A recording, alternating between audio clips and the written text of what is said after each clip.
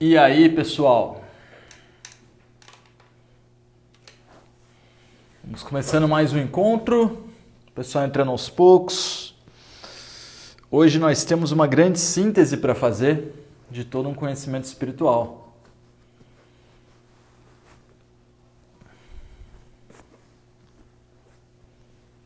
Estão me ouvindo bem?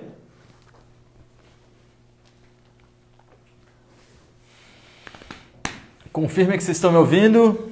Eu estou colocando o microfone que a gente não estava mais usando para rodar hoje. Eu espero que vocês estejam me ouvindo, que eu não esteja falando com nada. Se vocês estiverem me ouvindo é porque o áudio deve estar excelente, que o áudio desse microfone é maravilhoso. Mas um cabinho dele tinha quebrado. Legal, pessoal. Namastê, bem-vindos a mais um encontro. Nós estamos falando essa semana do tema da espiritualidade. Eu fiz uma introdução segunda-feira explicando por que eu busquei esse tema, e busquei esse tema porque eu comecei a ver que algumas pessoas precisavam de mais do que tratamento de dosha, precisavam de mais do que tratamento de mente, mais do que o tarô, mais do que uma autoajuda, do que um entendimento sobre como cuidar do seu corpo. Eu comecei a ver que eu, assim como muitas pessoas, precisavam entender mais sobre a existência, sobre o que a gente veio fazer aqui, se eu tiver com as energias boas, se estiver tudo rolando bem na minha vida, o que é para eu fazer se tudo está ok? Se o meu vata está sendo criativo, o meu pitta está sendo racional e o meu kapha está sendo vigoroso, está tendo uma boa memória, se eu estou tendo prana, teja, zodias, todas as boas qualidades dos doshas, um agni saudável, o que eu faço com a minha vida? Então, dentro desse conceito, eu senti a necessidade de aprender mais sobre as partes etéreas, sobre a existência da espiritualidade em si, de cada uma dessas nuances. Quando a gente fala sobre mente, o que é a mente? Aonde a mente está? Quando a gente fala sobre o intelecto, o que é o intelecto? O que é o espírito? O que é Deus? Aonde cada uma dessas coisas estão dentro de um sistema de organização? Isso é o que a gente vai aprender hoje, tá bem, galera? Então, assim, é uma live para quem acompanhou as outras, tá? Porque é um tema denso, complexo. Hoje tem tarô e, muito mais do que caderno, hoje tem quadro branco. Olha que maravilha. Nem cabe na tela, hein? Olha só. Por quê? Porque hoje é aulão, galera. Então deixa eu ajeitar o quadro aqui para caber para todo mundo. A gente vai fazer a mágica de escrever de cabeça para baixo. Beleza. Tá legal assim. Então vamos lá? A gente vai fazer... Eu vou tirar os comentários um pouquinho, já que vocês estão falando que tá tudo rolando bem. Beleza. Então eu quero fazer o seguinte, ó. Eu vou mostrar para vocês a nossa existência, tá? São os 7 planos da existência. Vamos ver como é que eu vou me desdobrar para escrever bem aqui. Então é o seguinte, galera. Vamos lá. Escrever numeral para mim é o mais difícil nessa nossa brincadeira aqui de escrever de cabeça para baixo, né? Mas acho que eu andei treinando.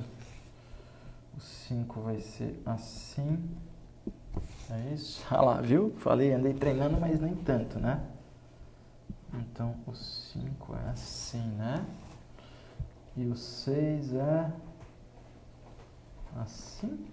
Eita! Tá certo 6? Tá certo 6. E o 7 seria, então, assim? Não, ah lá, é complexo, né? Beleza, vamos lá. 7 planos da existência. Então, a gente sabe que existe alguma coisa que criou tudo, né? Que criou todas as coisas, que criou essa nossa existência. Que coisa é essa? Essa coisa é a primeira coisa que existe. Essa coisa a gente pode chamar de Deus, a gente pode chamar de Yahvé, a gente pode chamar de Narayana, a gente pode chamar de grande consciência, mas existe um ser no primeiro plano de todos, o plano mais acima de todos. Esse ser é Deus. E esse ser, ele organiza um meio para que esse meio seja mantido para que os seres possam experimentar o meio. Mas esse Deus aqui, ele não é um ser pessoal, né? Na verdade, eu não sei direito o que ele é. Essa é a grande questão. Você só sabe do que realmente dá pra gente saber. E não dá para eu saber de uma coisa que está acima de mim. Se eu estou tão abaixo dela. É como se a energia consciente de Deus saísse do campo dele e descesse em direção ao segundo plano. O segundo plano é chamado do plano de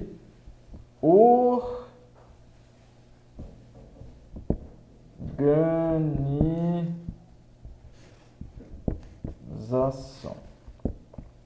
Pessoal, quem achar a minha letra muito feia assim, lembre-se que eu estou escrevendo espelhado de cabeça para baixo, tá? Então, paciência comigo. Então, o plano de organização, a gente tem, vou colocar a nossa setinha aqui do lado, a gente tem nesse plano a descida da consciência divina e a consciência tendo, então, que se representar por um meio de organização. A gente representa esse meio de organização por uma tríade, né? A divina tríade. Essa divina tríade a gente vem falando dela essa semana, a gente falou bastante dela. É um conjunto de desejo. É o contrário que eu tenho que escrever. Desejo. Escrevi desejo? Escrevi desejo. Uma parte desse campo de organização que se representa por uma tríade, por um triângulo, ele contém desejo. A outra contém, vou colocar um nome em sânscrito, porque eu não sei se vai caber, mas eu tenho que colocar espelhado. É o Gnana.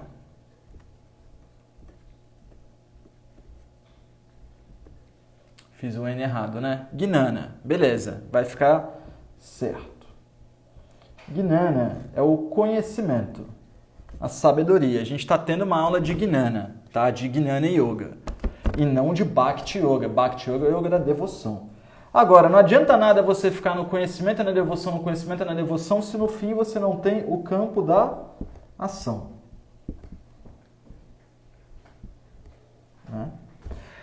Essa divina tríade, essa organização do meio, isso é chamado de mônada. Mônada é aquilo que organiza, é uma teia. Né? Então, quem vive na teia? Tudo vive na teia. Todas as coisas vivem na teia. Mas essas coisas só podem existir porque existe uma organização. Essa é a organização. A organização ela é feita por um regente. Em teoria, o nosso regente se chama Shri Bhagavan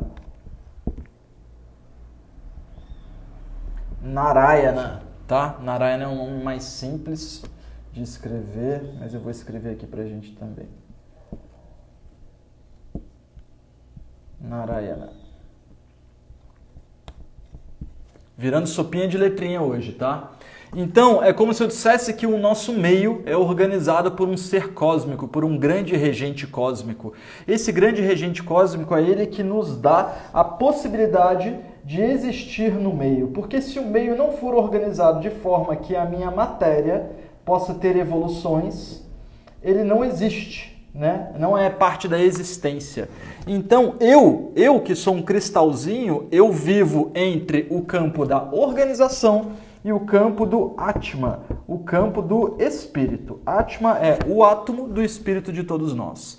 Então, existe uma energia cósmica, consciente ou não, mas ela existe e ela permite a organização de uma ela permite a existência de uma organização. Essa organização permite que, por meio da experienciação da vida, por meio da experienciação da matéria, os espíritos, os Atmas, possam vivenciar essa tríade de conhecimento. Quando o meu Atma, percebe que o meu Atma ele é esse cristalzinho aqui, vou colocar ele do lado, ó, para ficar mais claro um pouquinho. O meu Atma ele está bebendo metade do campo espiritual e metade do campo da organização. Então ele precisa desse processo. Eu estou atrelado a um campo de organização, eu estou atrelado a um desejo divino, estou atrelado ao conhecimento, estou atrelado à ação, e é assim que o meu espírito se representa. Então, o meu espírito, ele está aqui nos dois. Tá? Agora, quem eu tenho aqui embaixo, a gente chama de Buddhi, né? Parecido com Buda. Buda não era o avatar da consciência, aquele que dizia que a diferença de um ser iluminado e um ser não iluminado é a simples consciência de si mesmo, é o acesso ao intelecto. Então, o nosso espírito quando ele vai tendo as experiências de vida dele, ele vai acessando o campo do intelecto. É como se o nosso espírito jogasse um laço e puxasse o intelecto até ele. Ele joga um laço e puxa o intelecto e começa a ler aquela informação. Então você vai formando aqui um ser que é espiritual e ele também tem essa consciência nele, ele também tem essa capacidade de discernir do intelecto, saber a diferença do certo e errado. Então até uma rocha sabe a diferença do certo e errado porque ela tem acesso ao campo búdico, ela tem acesso ao que é certo para a evolução mineral dela, por assim dizer. E o nosso espírito, ele também está atrelado ao que a gente chama de mente. E essa mente, por sua vez, ela tem duas divisões, uma mente superior e uma mente inferior. Esse espírito, ele faz uma compreensão dessa mente superior. Certo? Então, esse camarada, que é a soma de espírito de Atma, né? Com Buddhi, com mente superior, isso aqui é quem eu sou, tá? Eu sou esse camarada aqui. O conjunto desses três. Agora, quando eu começo a pensar sobre o que eu desejo, né? O que eu desejo fazer quando a live terminar? Quais são os desejos carnais e sensoriais que a minha mente inferior contém? Que a mente superior sabe que eu tinha que fazer uma alimentação adequada, tinha que ter uma boa noite de sono, tinha que ter um bom conhecimento para fazer uma boa live. Isso é a mente superior, não é o intelecto. O intelecto é a vontade do Dharma, a vontade de exercer a missão da vida. Agora, como fazer isso de forma correta, colocando em prática? É a mente superior que vai fazer isso. Tá? Agora, a mente inferior, ela vai me trazer esses desejos. Vai me trazer... Tá muito ligado a mente inferior ao ego, tá?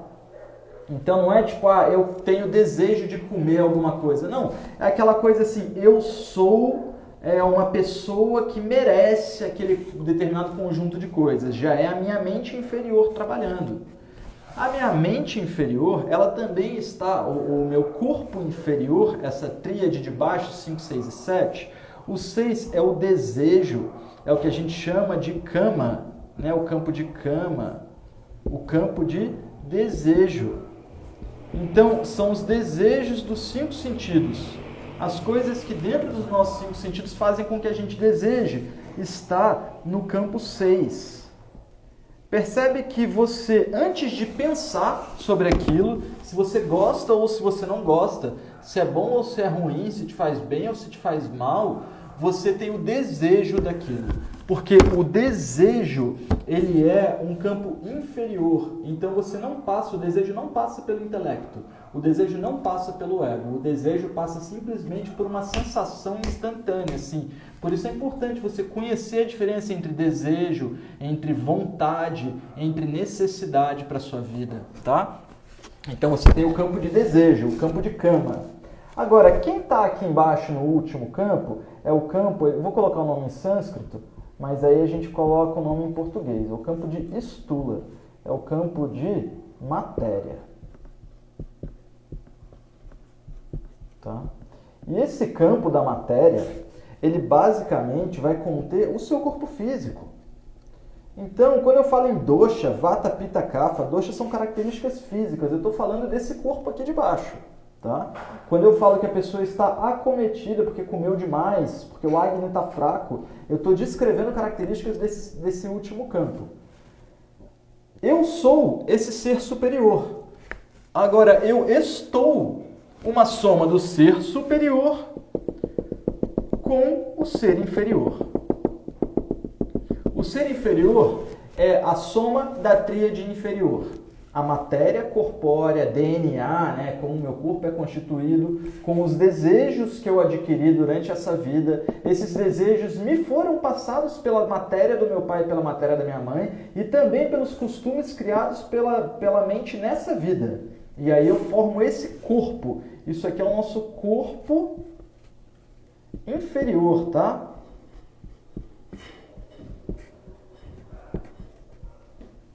esse é o meu corpo inferior e esse aqui é o meu corpo superior. Quando as pessoas falam, deixa eu ver se... Eu só tô com caneta azul que pode escrever no quadro, mas acho que eu tenho um azul mais forte, um pouco ou mais fraco, vamos ver. O que é a vida?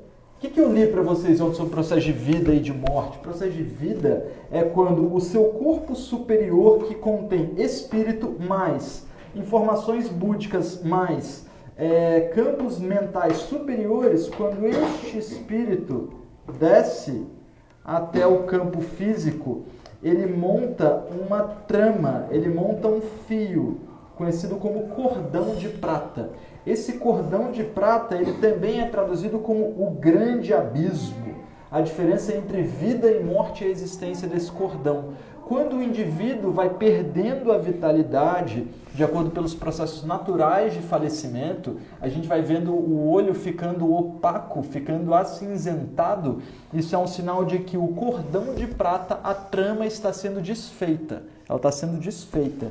E aí você vai vendo o espírito, assim como a gente disse no texto de ontem, o espírito que é a soma da tríade superior, né? Espírito pode ser só isso aqui, mas quando eu estou dizendo espírito para vocês, a soma da tríade superior reconhece que a tríade inferior não tem mais as capacidades necessárias para manter o processo da vida, então ele vai desfazendo a trama para a gente perder essa conexão com a matéria. Por quê? Porque quando eu exerço o meu Dharma, eu aumento as características espirituais do meu Atma. Quando eu exerço o meu Dharma, eu aumento as características espirituais do meu campo búdico. Eu aumento o meu cristalzinho lá em Budi. Então eu leio para as minhas próximas vidas mais fácil esses campos. Eu vou ter mais facilidade de achar Ayurveda. Vai ser mais difícil para mim fazer bullying nos meus amigos. Porque eu aprendi mais sobre os campos espirituais. Eu fui conservando e cristalizando. E assim como uma rocha que é bruta, mas ao decorrer de milênios vai se transformando em um cristal, que só quando uma rocha bate a luz na rocha, a rocha pega toda a luz para ela. Ela é densa, ela é tamas, ela é inerte. Agora, bate uma luz no cristal, o cristal transforma a luz em 7 raios. Olha que interessante, porque a gente tem essa capacidade de agregar matérias espirituais e transformar o nosso corpo espiritual em uma coisa cada vez mais nobre, mais sadia, até que um dia a gente consiga ler todo o campo búdico, a gente consiga ler todo o campo do Atma e o campo da organização de Anupadaka, e a gente consiga ler todo o campo mental superior, para que a nossa vida seja opcional, para que vir aqui não seja mais uma questão de lapidar o ego, de melhorar as questões e controlar os desejos da vida e gerar a manutenção necessária para o corpo viver. Então, aquele ser que transcendeu, aquele Jesus, Krishna, Buda e todos os avatares que teoricamente existiram no planeta, eles agregaram o máximo de informações átmicas, o máximo de informações búdicas e o máximo de informações manásicas. Então, essa tríade superior, que é quem continua a jornada, já está o mais evoluído que pode ser. Então, o que esse ser precisa para se tornar um regente de um planeta, um regente solar, um regente cósmico, é só mais mérito, é só mais tempo vindo aqui se sacrificando por nós, se sacrificando por espíritos que ainda não entenderam esse processo para que auxilie eles a entender. Então, eu manjo pra caramba de Ayurveda, mas o meu caminho de entrada foi Jesus. E eu vejo que Jesus é quem me ensinou isso daqui, mas ele não ensinava isso, né? Com certeza ele sabia, mas ele não ensinava. Ele ensinava outras coisas, ele tinha alguns atalhos. E eu vejo que, para mim, é muito importante entender isso. Eu sou esse ser superior, isso daqui é a vida e isso daqui é a morte. E é isso, esse cordão aqui, e a diferença que existe entre esse corpo de cima e esse corpo de baixo, essa diferença é chamada de o grande abismo, porque é um grande abismo entre vidas e mortes. Você vive e não faz ideia do que é a morte. Você morre e não faz ideia do que é a vida, porque existe um grande abismo entre cada uma dessas coisas. E a gente vai então fazendo um entendimento da espiritualidade, não é mesmo?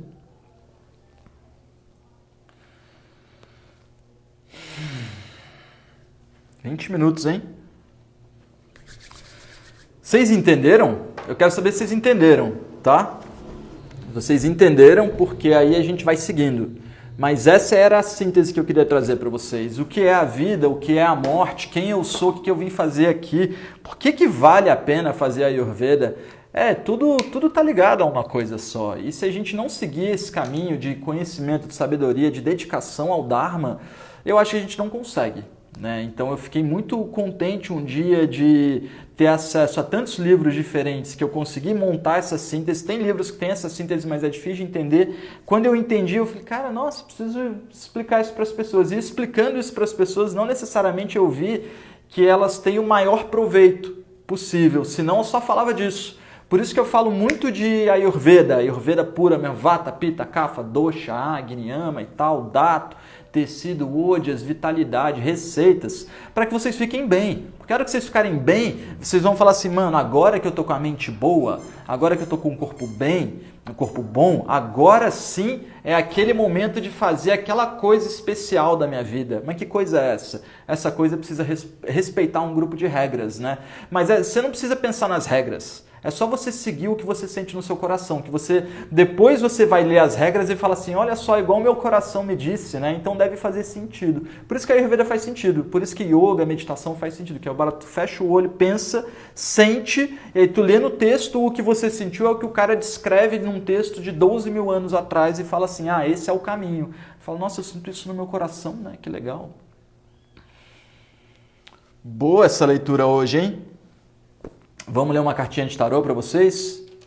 De onde você baseia essas teorias? Sundarang, isso é uma soma de muitos conhecimentos, tá? Mas basicamente eu passei aqui uma soma de Vedanta com Helena Blavatsky com Annie Besant. Eu não sei onde está o meu livro da Annie Besant. Vou colocar o nome dela aqui, que é um dos livros mais complexos de entender, mas também tem testes com oscilômetro, com comprovações científicas ali, mostrando como a eletricidade comprova tudo que eu estou dizendo aqui. É muito interessante. Chama Estudo sobre a Consciência. Abaixa um pouquinho o volume, mãe. Nossa, Edson, meu pai faleceu. E o olho dele foi perdendo a coloração de infarto. Minha mãe adoeceu 1 ano depois, lutou 7 anos. No último ano, o olho dela foi ficando inchado e foi perdendo a cor. Então, isso aí é muito interessante, porque quando tu aprende uma coisa, o seu professor vai lá e diz assim para você, né? Eu coloquei o nome dela aqui. Me perdi aqui. Você vai conseguir ver que a pessoa está falecendo quando o olho for ficando opaco. Beleza. Aí quando tu vê um parente seu com o olho ficando opaco, você... será que eu tô vendo aquilo? Aí passa um mês e ele não tá mais ali. Mano, eu vi que a pessoa ia morrer, sabe? É muito doido isso. Muito interessante você colocando as coisas em prática. Já ouviu falar do livro As Doutrinas Secretas de Jesus Cristo, da Rosa Cruz? Nunca ouvi falar, mas já ouvi falar das vivências secretas que ele teria tido. Ganhei há 30 anos, mas a minha chefe da empresa me roubou, sei que foi ela, e nunca mais achei para comprar. Dá uma procurada na estante virtual, lá deve ter, hein? Então, isso é Sankhya. Isso aí, Clarice, isso é Sankhya. Já o avô do meu marido, vivo até hoje, faz o que gosta de verdade, tem 93 anos, lúcido, e o olho dele tem uma coloração perfeita. Isso é muito interessante. A opacidade dos olhos é muito interessante de observar. Quanto aprendizado. Amém. Se você poderia abrir o seu curso de formação online. Cláudia, não vai ser online. Por quê? Porque como o curso é de formação, eu preciso que vocês sejam presentes. Eu já tentei montar um curso híbrido, que ele era presencial e eu estava gravando as aulas para a galera poder acompanhar online, mas não funcionou. Então não vou fornecer, para mim seria ótimo. Porque assim, imagina, eu vou ter 30 e 35 vagas, ou seja, eu tenho espaço para 30 e 35 alunos. Eu, quando estudei, eu vim de Volta Redonda para Pinda, e nem carro eu tinha, eu pegava carona ou ônibus, eram 177 quilômetros. São Paulo é a mesma distância de Pinda. Claro, você pode fazer esse rolê. A questão é que, assim, para mim ia ser ótimo, porque eu ia vender o produto presencial e ia vender um produto online, que eu nem tenho que ficar tanto em cima assim para ajudar vocês, fazer um preço diferenciado, mas eu não acredito que vai funcionar, tá? Então não vou oferecer isso não. Jesus viveu na Índia na sua penúltima encarnação. Hoje ele é o governador do planeta Terra. Essa questão dele ser o governador, realmente concordo completamente, Clóris. Tá? Dentro desse estudo tem um texto interessante que chama Quem é Narayana e quem são os avatares. E aí você vê direitinho sobre essa hierarquia espiritual. Quando a gente fala de um avatar, de um anjo, de um querubim, de um serafim, de um Mahatma.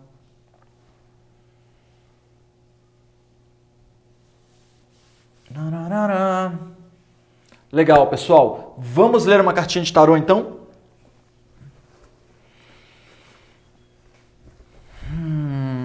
Acho que vocês vão escolher hoje, hein?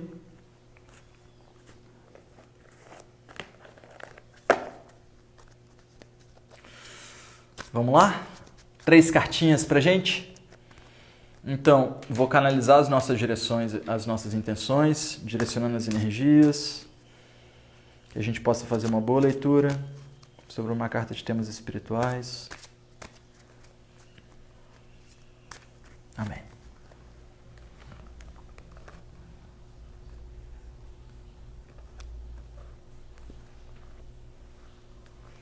Então vamos lá, ó. Vou botar 3 cartinhas aqui pra gente. Carta 1, carta 2 e tira uma pra mim. Carta 3. Beleza. Tô sabendo. Já tem um voto para 3, então. Vamos lá, galera. Carta 1, carta 2, carta 3. 5 votos ganham, tá? Carta 3 tem um voto já. 2 votos para a carta 3. 3 votos para a carta 3. 1 voto para a carta 1. 2 votos para a carta 1. 203. 203, 204, 204, 304, 305. Então a gente ficou com a carta 3 e talvez a gente leia 1, tá? A 2 não vai rolar hoje não. Então a carta 3 é a carta da criatividade. É uma carta lindíssima, lindíssima. É o número 3 dos arcanos maiores. A gente vê uma mulher trazendo uma atitude de criatividade. A gente vê uma luz caindo sobre ela, uma guirlanda de flores, muita cor, um brilho ondulado do cabelo, uma petúnia aqui. É muito bonita, né? Uma tulipa. Então, é o 3 dos arcanos maiores. A carta tema de hoje é a criatividade. Criatividade é a qualidade que você traz para a atividade que está fazendo. Trata-se de uma atitude, de uma disposição interior, a maneira como você olha para as coisas. Nem todo mundo pode ser pintor, e também não haveria necessidade disso. Se todos fossem pintores, o mundo inteiro seria pintado. Viver seria meio difícil. Também não é todo mundo que pode ser dançarino, e também não há necessidade disso. Porém, todos podem ser criativos. Seja o que for que faça, faça com alegria, faça com amor. Então, o seu ato de fazer não é meramente econômico, ele é criativo. Se algo cresce em seu íntimo como consequência de sua atividade e isso lhe traz desenvolvimento, então isso é espiritual, é criativo, é divino, é Dharma. Você se torna mais divino à medida que fica mais criativo. Todas as religiões no mundo disseram que Deus é o Criador. Não sei se ele é ou não é o Criador, mas de uma coisa eu sei. Quanto mais criativo você se torna, mais divino fica. Quando a sua criatividade chega a um clímax, quando a sua vida inteira se torna criatividade, você está em Deus. Então ele deve ser, portanto, o Criador, pois todas as pessoas que foram muito criativas disseram ter estado mais próximas dele. Ame o que você faz. Assuma uma postura meditativa enquanto estiver fazendo algo, seja lá o que for. O comentário da carta. A partir da alquimia de fogo e água na parte de baixo da carta, até a luz divina que entra pela parte de cima, a figura dessa carta está literalmente possuída pela força criativa. Realmente, a experiência da criatividade é um mergulho misterioso. Técnica, treinamento e conhecimento são apenas instrumentos. O segredo é abandonar-se à energia que alimenta o nascimento de todas as coisas. Essa energia não tem forma e nem estrutura, e, no entanto, todas as formas e estruturas nascem dela. Pouco importa a forma de expressão particular que a sua criatividade assuma. Pode ser pintura, canto, plantio de jardim ou preparação de uma refeição. O importante é estar aberto para aquilo que quer se expressar por seu intermédio. Lembre-se de que não somos donos de nossas criações. Elas não nos pertencem. A criatividade verdadeira nasce de uma união com o divino, com o místico e com aquilo que não podemos compreender com a mente racional. Daí, ser ela tanto uma alegria para quem cria, quanto uma bênção para os que a presenciam. Eita, que carta fera, hein? Lemos então a criatividade, galera, uma carta bem espiritual, né? Bem espiritual. E aí a outra carta que vocês escolheram é a carta da esquizofrenia, né? Eu vou falar brevemente da carta da esquizofrenia para vocês entenderem que também esse nome não deve assustá-los, né? Esquizofrenia. Você vai para onde? Você está na beira de um precipício. Não dá para você soltar o pé e subir com a mão. E não dá para você soltar com a mão e subir com o pé. E aí, tu vai soltar primeiro a mão ou tu vai soltar primeiro o pé? Desse impasse, você não vai se sair de fórmulas racionais. Não tem um jeito fácil de sair de uma circunstância que a única solução é soltar.